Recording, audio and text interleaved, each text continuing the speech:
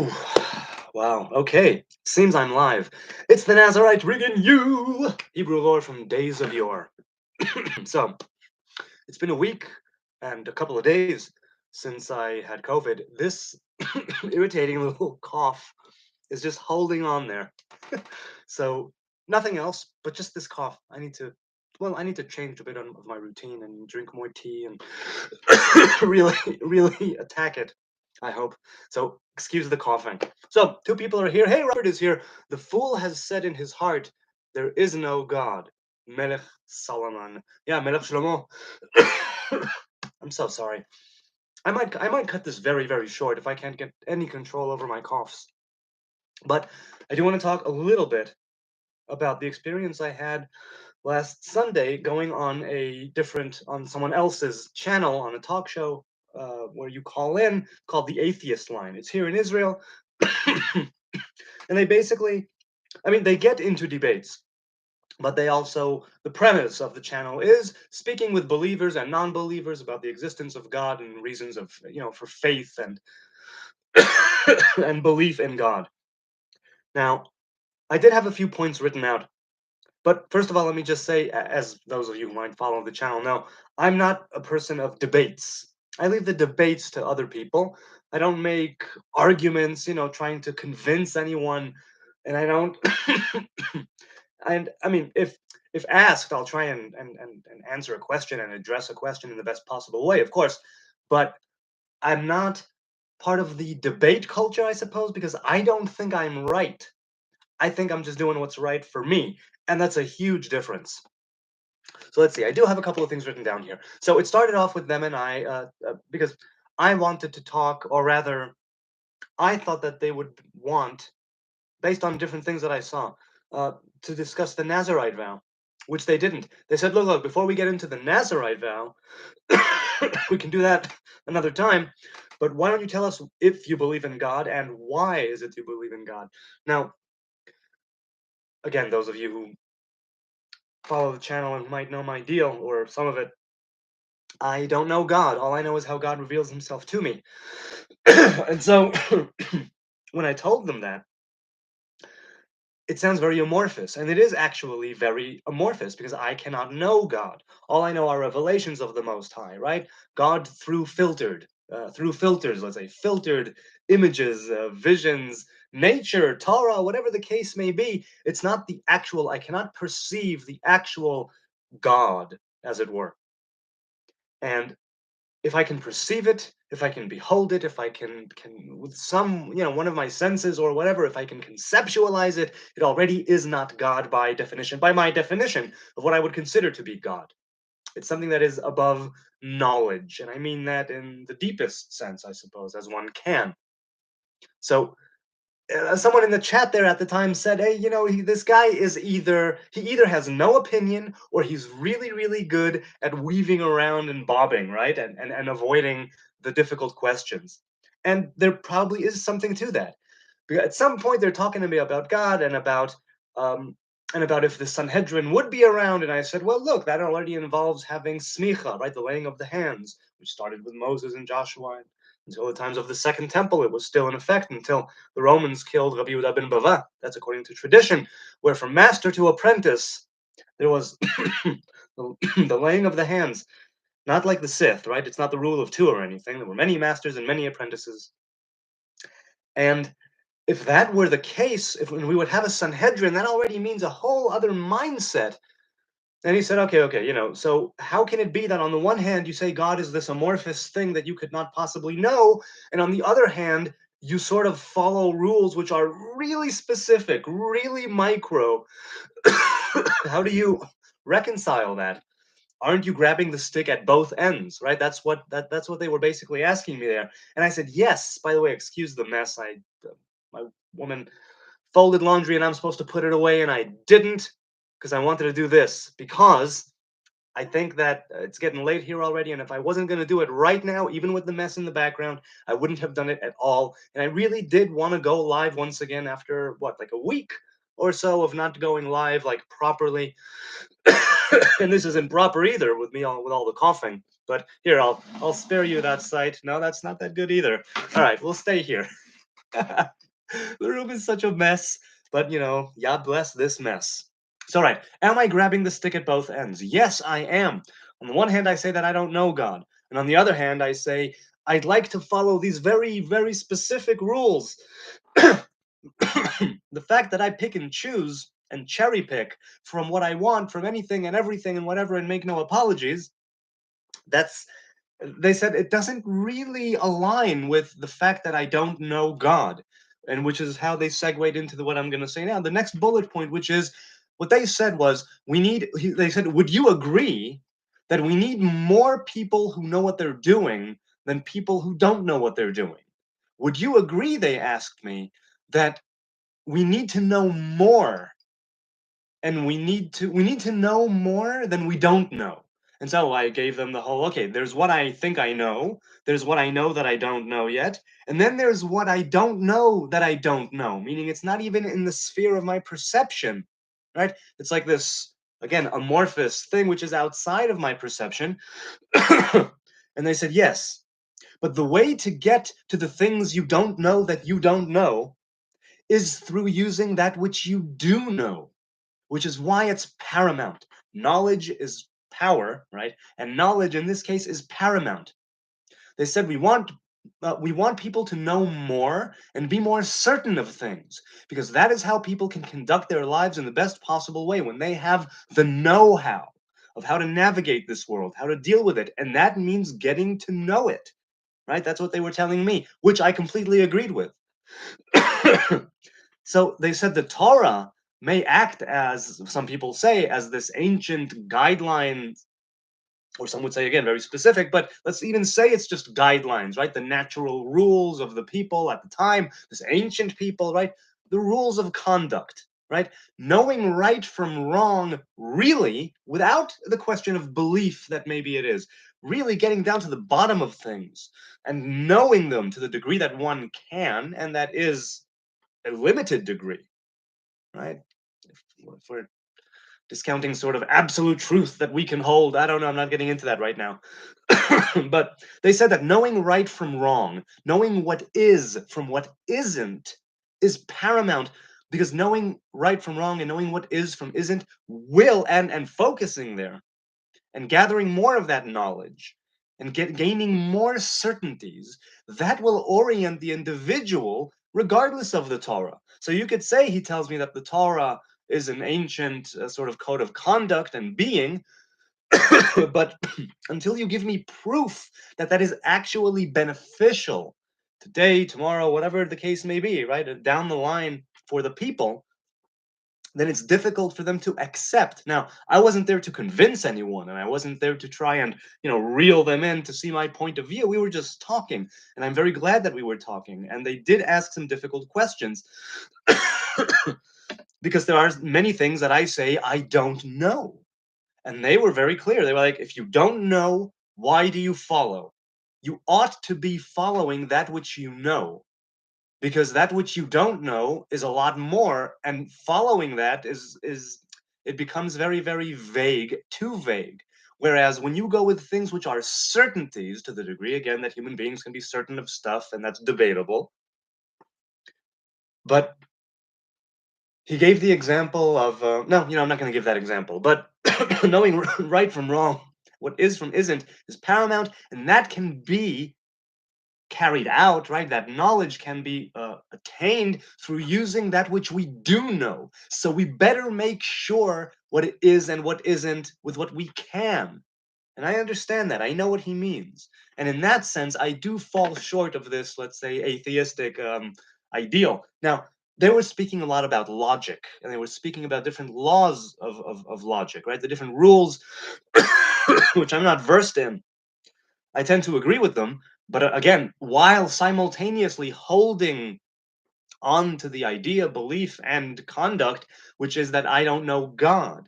And so it would be futile of me to try and prove God's existence, because existence is only relative to mine. The word God is relative to other words, right? And proof is something which can be disproven. So it needs to be very, very concrete in order to get those definitions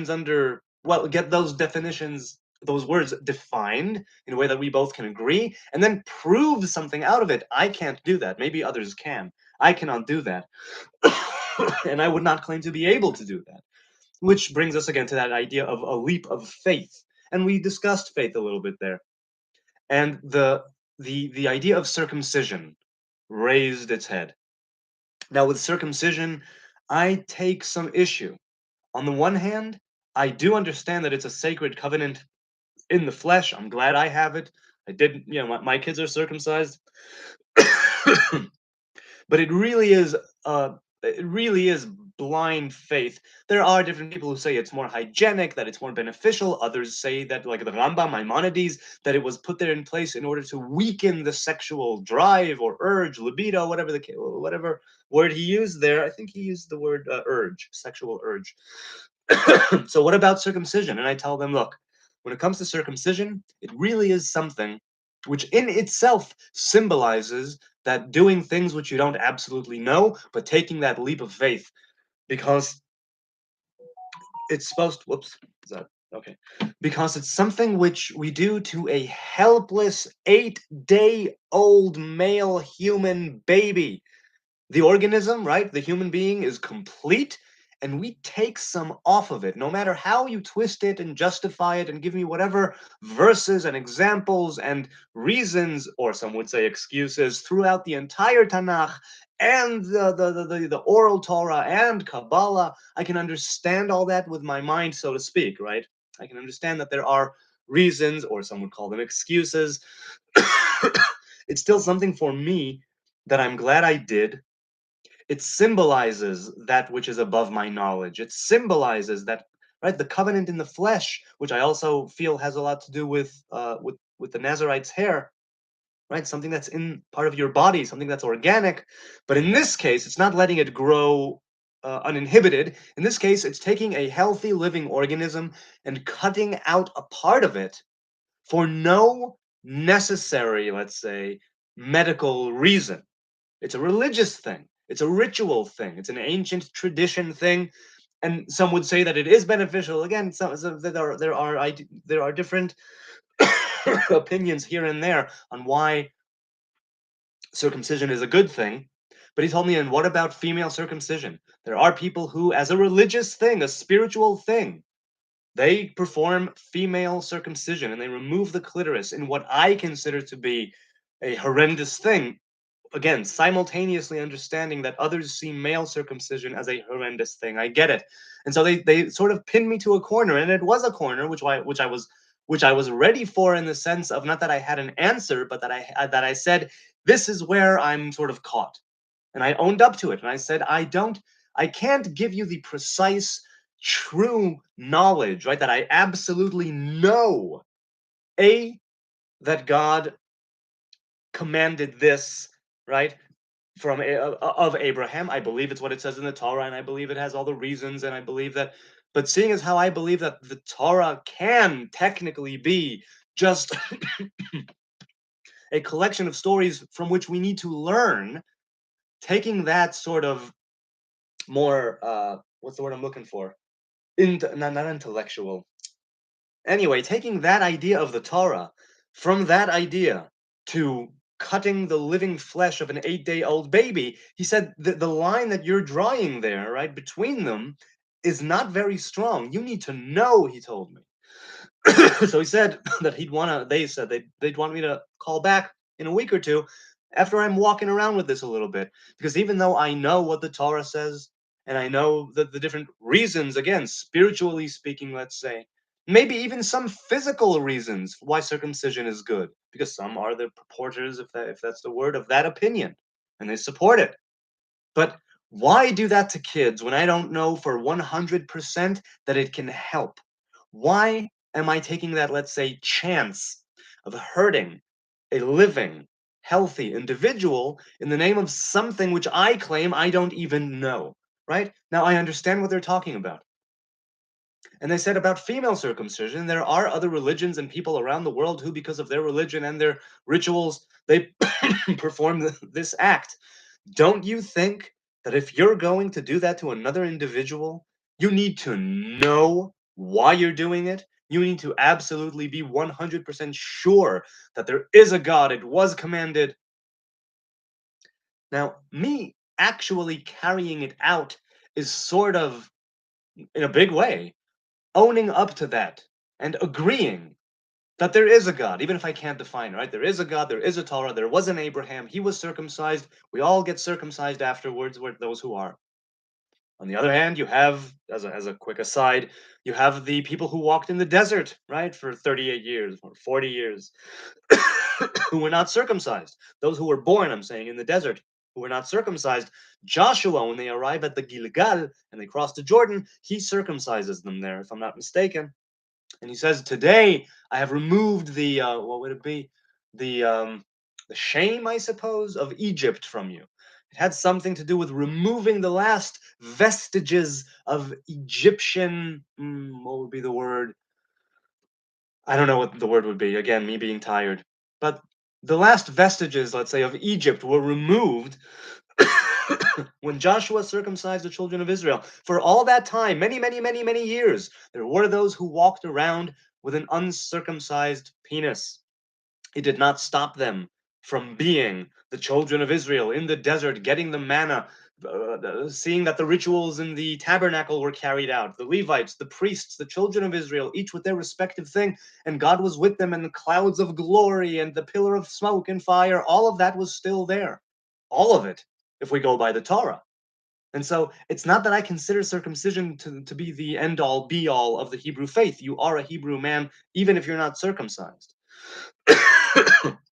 Though circumstances and vary, I suppose. But the point is that it's still possible. And so even, seeing as that is the case, and I even have the people of Israel, the ancient Israelites who walked the desert, to point to and say, hey, they weren't circumcised.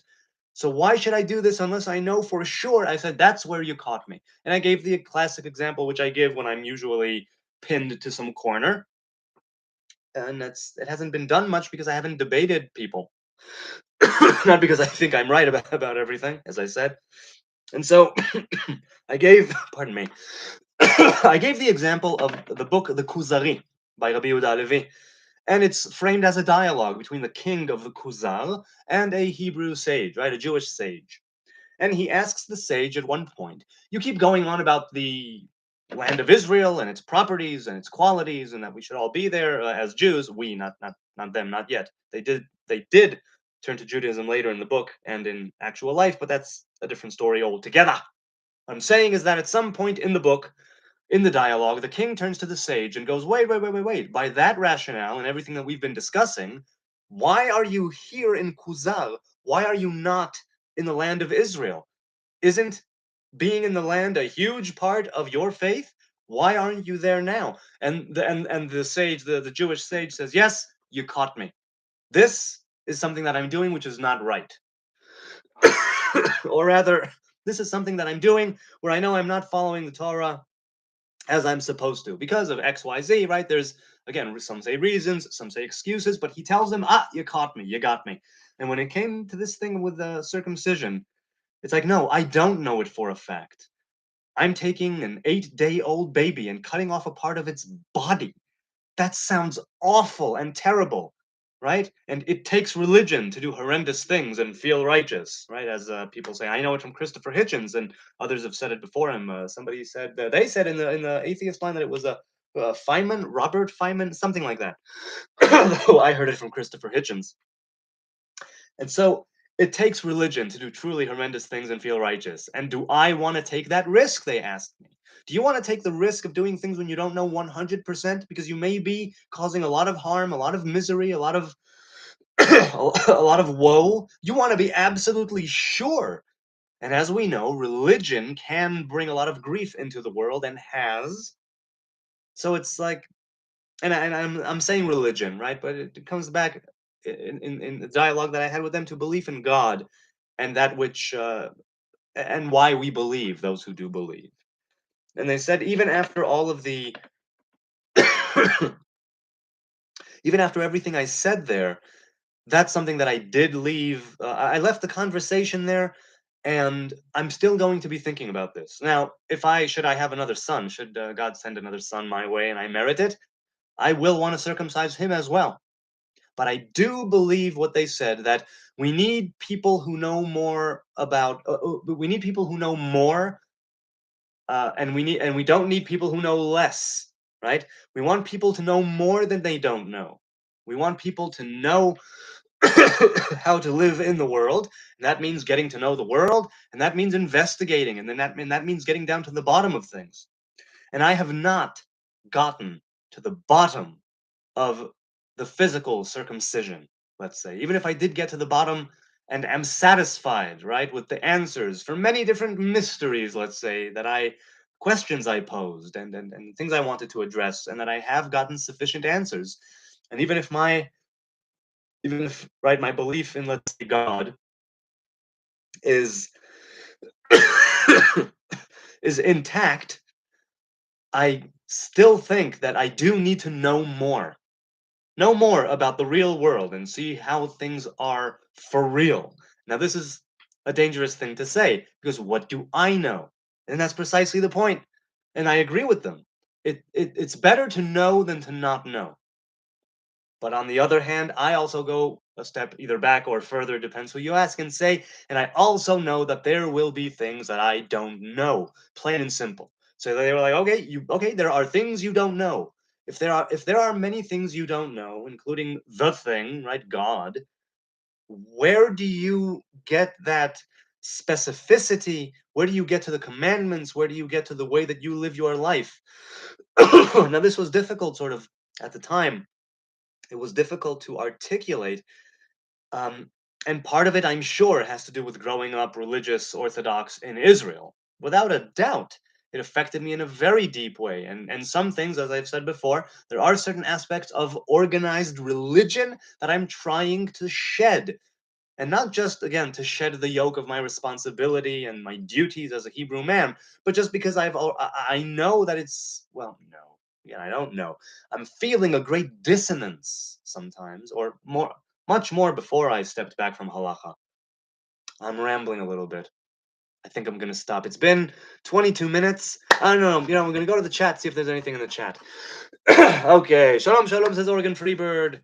Shavua Tov says SZ. Little Andre says, look who's back, back again. Yoni's back. Tell a friend.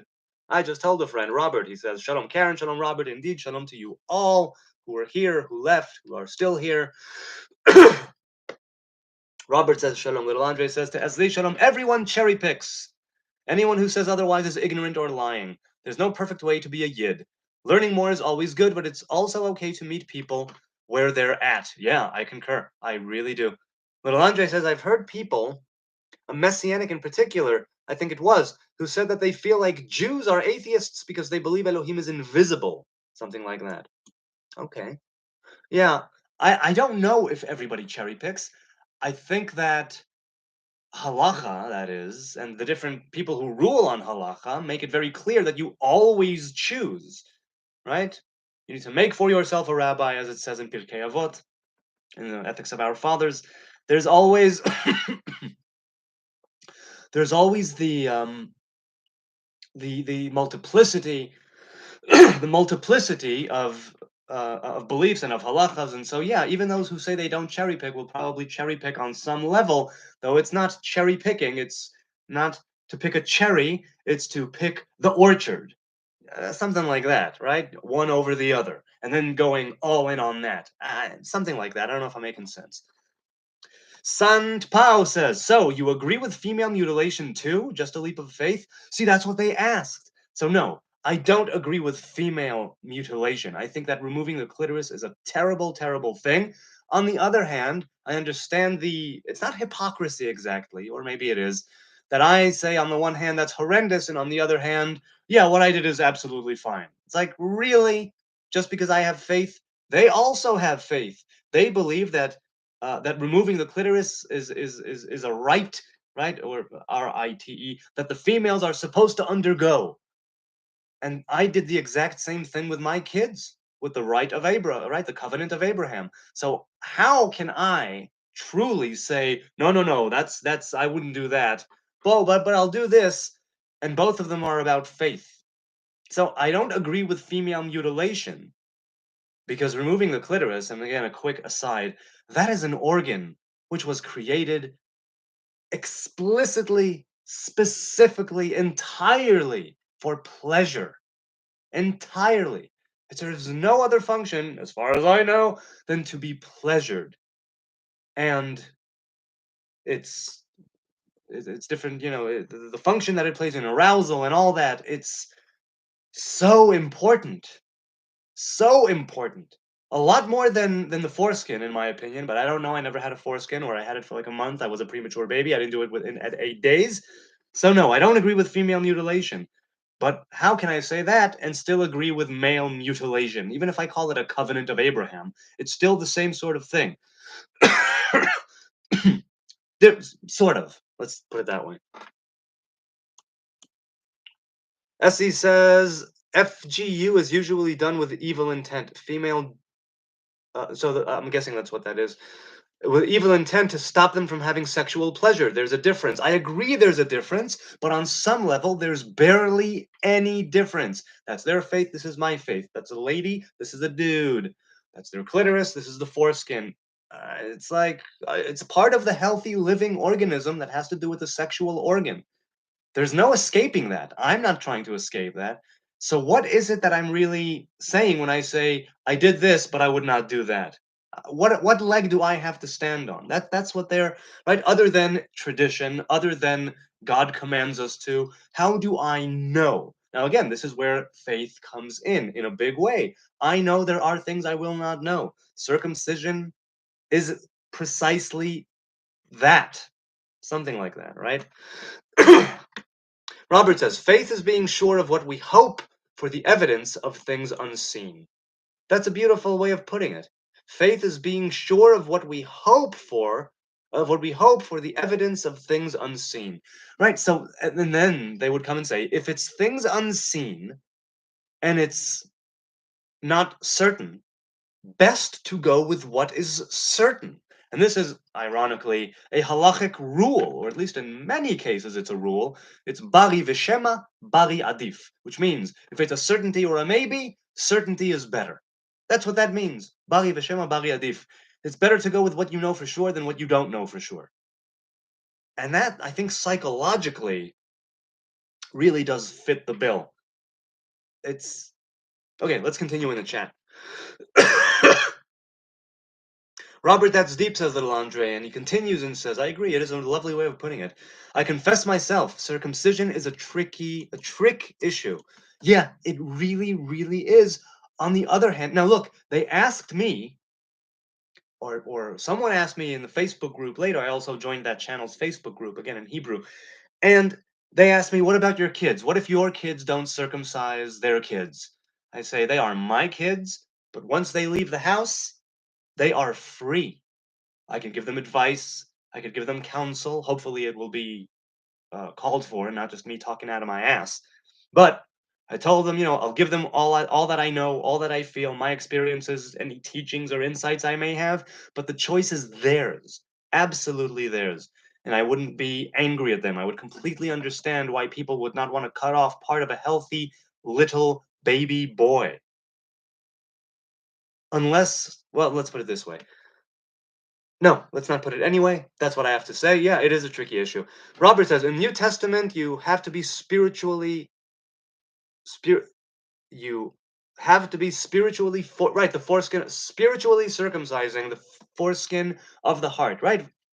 It says in the Torah, "Umaltem et orlat levavchem v'et orpechem l'takshut," right? You will circumcise the foreskin of your heart, right? That sheath, the cover of your heart, and you will not stiffen your neck any longer. And you could even make the claim that spiritual circumcision is the physical manifestation of the ideal, which is that cardio circumcision, inside. Little Andre says, I've had my issues with circumcision also, and almost tried to circumcise myself once. I don't believe anybody has to be circumcised anymore after the promised land was inherited, and I admit that I take most of the book of Genesis by faith. Right. Now, this is where I might, at some point in life, come under fire for myself, just for me. Let me ask, you people over here in the chat, thank you for being here. I am going to go soon.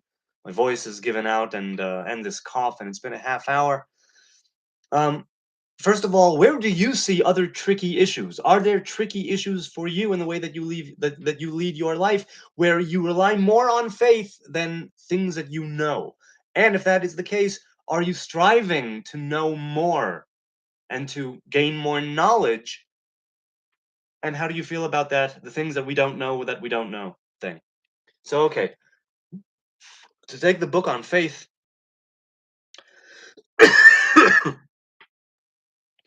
there's so many different interpretations and things of the book of Bereshit, right, of Genesis. And I have said before that I'm okay with the idea that the entire book of the Torah, right, the entire 5 books of Moses, are again all metaphor, let's say, or myth that we need to learn from. And so we need to learn to take on that which we don't know, right? To walk before God and be perfect. And this story of circumcision or of the binding of Isaac, we are supposed to be learning from that to be blind in certain ways and to go all in on certain things and to believe in the goodness of the Most High and that whole thing. It's something that it hasn't, in some ways, my faith has been put to the test, and in other ways, perhaps it has not. And definitely in other ways, it has not. Now, I hope that I wouldn't be asked to test my faith in any real way. I would want to be, just because maybe it's a bit of cowardice or egocentrism, centrism, is that the word? See, I'm forgetting my English here. Let's continue. Little Andre in the Torah as well. Little Andre says to Robert in the Torah as well, right? Being spiritually circumcised, right? Everything in the New Testament, says Little Andre, that is true is not new. All goes back to faith, says little Robert. Little Andre says, and I think with this I'm going to stop because I'll finish these questions hopefully on Wednesday. I really do apologize. I wanted to go live, for the past week, and it hasn't been going on, and I was doing shorts erratically. Now I'm finally here, but I have this cough and it's late, and I thank you. I really do. Honestly, thank you for hanging in there, all right, with me and my empty promises of tomorrow or whatnot. I really hope that I merit your likes, your subs, your views, whatever the case may be, and that we have a dialogue here. I hope that this is just temporary, right? And I'll be able to get into a proper schedule, like I said. So let's see. What do you think, says Lelandre, about the idea that the Rabbinites in the Holocaust were punished by Elohim for not keeping the Torah, as Elohim himself said he would if they don't, and that the Karaites were spared because they kept the Torah, as he also said if they do? Of that idea, I would be loath to say, oh yes, God was punishing people. The rabbinites, right, the Yadut Rabbanit, the Orthodox the Jews, the Rabbinite Jews were punished by Elohim. A part of me is thinking, obviously it's some kind of punishment. Obviously there was something that had to be done, and the Holocaust ushered it in. State of Israel, wink, wink. And it was maybe a phoenix-like thing where, we had to burn and rise from the ashes. It wouldn't be the first time. On the other hand, I'm going to say, oh, really? I'm going to give a reason? I'm going to justify that somehow? I'm going to say, oh, yeah, that's the way it was. Because with other horrors, maybe I can do that. Maybe I can do that with the genocide that the Israelites subjected the 7 nations in Canaan to, right? That was genocide, pure and simple, no two ways about it. If it actually did happen, and let's say for the sake of argument it did, the people of Israel came with the Ark of the Covenant and their army, and they wiped out so many, and some of them were left, as we see in the book of Joshua, and they were stumbling blocks in in the eyes and the ears and the hearts and the feet of the Israelites. But I digress.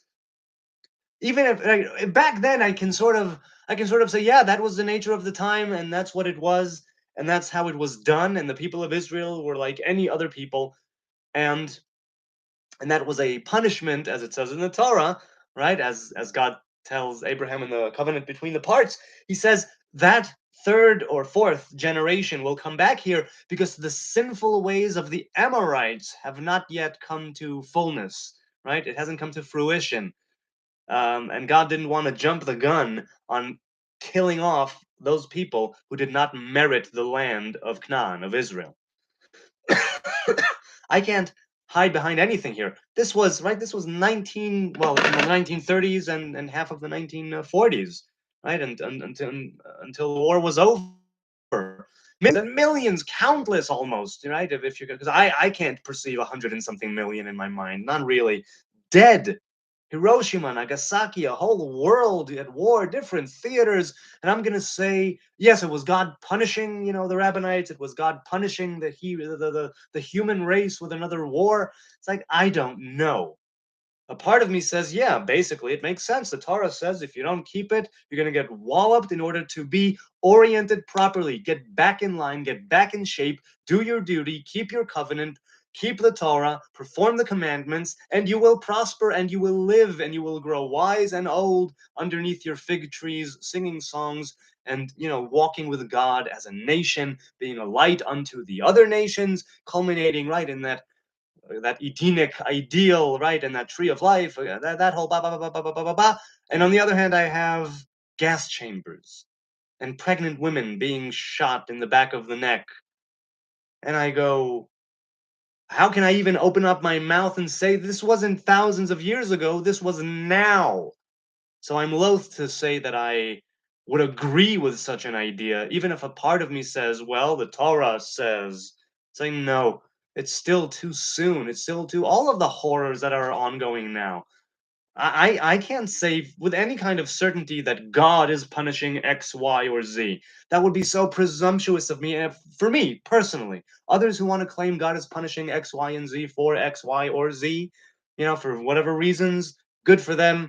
More power to them. Whatever they want to say, they can say. I find it difficult, despite everything written in the Torah, I find it difficult to say, oh yeah, the Holocaust was God punishing the people of Israel, and that was, his way of getting them back in shape. It's like, no, too soon, too early. I mean, I find it difficult to say that because it's so inconceivable to me, right? Living now. It really, really is inconceivable. And I'm not talking about the nature of good and evil, and I'm not talking about the capacity of human beings to do evil, and I'm not talking about any of that. That has been around forever, right? Our our what proclivity towards mayhem and violence and hurting each other, killing each other, fighting each other, taking over each other, conquering each other. Everything, all of that is there all the time. That's how people are. It's not how they have to be, but it's certainly how they are, myself included. I'm an asshole. I don't know. I don't know what I could do in the wrong circumstances with the wrong mindset. I don't know what I'm capable or incapable of doing. I'm open to the fact that I could be, well, let's leave it at that. So I can't say it's God punishing anything or anyone. But I do think, in my very plain and simple view, that seeing as how history played out in the aftermath of World War II and the Holocaust, I can I can see how it is a phoenix-like thing, which again, not for the first time. The Hebrew people rising from the ashes of tragedy. That's a classic tale of other nations too. But the Hebrew people for damn sure. And even currently in this day, even though we have the state of Israel, there's still a bunch of people who want to see us wiped off the face of the earth simply because we are Jews, right? Simply because we're Hebrews, because they think we're a cancer, because they think that we are heretics, because they think that we are that we need to die in order for better times to come, right? We are the disease, they are the cure, that whole thing. So I'm not going to front. I'm not even going to tackle that right now. I'm just going to say it would be a little too presumptuous of me, Jonathan, personally, to speak in such terms. Now, is that an excuse? Yes. Is it me avoiding the question? Perhaps. It's it's not something that's easy to understand and handle. All I can say is that yes, the Torah is thousands of years old, and there are some things which need to be kept up to date. That's part of why we have the oral Torah, but the oral Torah itself was also kind of put on it hit pause to some degree, to a great degree, with the destruction of the temple, the dispersing of the Sanhedrin, no more laying of the hands, no smicha. We have relatively very little to work with. I don't know. There are no answers. The questions are too any answer that I give, any even the most rational or well, not rational. Yes, even the most rational, from the most rational answer that I could conjure to the most spiritual of reasons or answers. It's like, yes, but that's still in somehow justifying the Holocaust and World War II in the way that it went down. If I say it was because of X, Y, and Z, that's still me saying there was a cause other than human beings are evil. Like they have the capacity for evil in a big way. They also have the capacity for benevolence, right? And nobility and wonder in the best possible way. That whole good and evil thing, right? To keep things in check and to have balance and, free choice, free will, that whole thing. I don't know what to make of it when it comes to the Holocaust. It's so inconceivable to me. I'm just trying to do my thing and lead my life in such a way where I stick more to the love thy neighbor, love thy God, and less to the, death here, death here, death here, death here. It's like, yeah, that's also in the Torah. All of it. I choose what to put the focus on. So I don't have the answers. I really, really don't. I'm trying to lead my life in such a way where maybe certain answers, just like they were revealed to me in other ways, are pertaining to other things in life. And I believe I did get actual answers which were sufficient and which helped me mm, strengthen my resolve. I could give all kinds of explanations and excuses and reasons and ideas regarding the Holocaust, but none of it will truly be it. I don't think. It would just be conjecture. It was me. It would be me regurgitating other people's opinions or presenting them, and I don't know. It's still way too fresh, way too fresh, and the people of Israel here are still post-traumatic to a great degree. All the people of Israel, whether they were in the Holocaust or not, are all post-traumatic, in a big way. Other nations too, other people too, but we're talking over here in the land of Israel. And to make something absolutely clear before I sign off, just because we are post-traumatic and we have so much baggage, it doesn't make it okay to treat others like shit. There's a lot that the Israeli army and government, and leadership are doing, I think, or did in the past, because I don't know what's going on now. That was not okay, and that could have, should have, would have been handled better. I'm not saying I could have done it, because I don't know. I'm saying that there's definitely things in the history of the state of Israel that are iffy, very, very iffy, very murky, very muddy, and not in a good way. But I still have complete faith in the state of Israel and in the land of Israel, the people of Israel. We have the ability, we have the capacity for good and for nobility, right? And benevolence and all those good things. And I hope that we will be able to sort of adopt that mode of being and still not be a doormat and still, if we need to draw the sword, to draw it. But I really hope that if we're going to take anything from these ancient stories and from the Torah, with all of the horrendous things that existed at those times and that still exist, I hope that the Torah will teach me, as Yonatan, as an individual, how to best lead my life, right, in a way which is good for me and for others, right, to be a good person. That's what I see as the Torah, as being like, that's the baseline of the Torah. Now, I might be wrong. Other people might say I'm wrong. But that's simply how I feel. And I'm saying this as somebody who did grow up, completely religious and okay, I'm gonna say goodbye. There's a lot here in the chat, and I would have loved to continue, but I'm not gonna continue now. I'm gonna continue this chat and address these other comments on on Wednesday, God willing. So it's been 45 minutes. Some of this was a ramble. My apologies again for the coughing. My apologies. I wanted to speak of the dialogue that I had on the Atheist Line last week, and I did get to some of it. But some of it was a ramble, so you'll have to excuse me. It's what you get for joining me when I go live. So, haha. I will see you maybe tomorrow for a short, I hope, and Wednesday for another live stream. Again, I hope. It's going to be the eve of Independence Day. So that's going to be, I hope, a lot of fun. Until then, God bless. Be good now.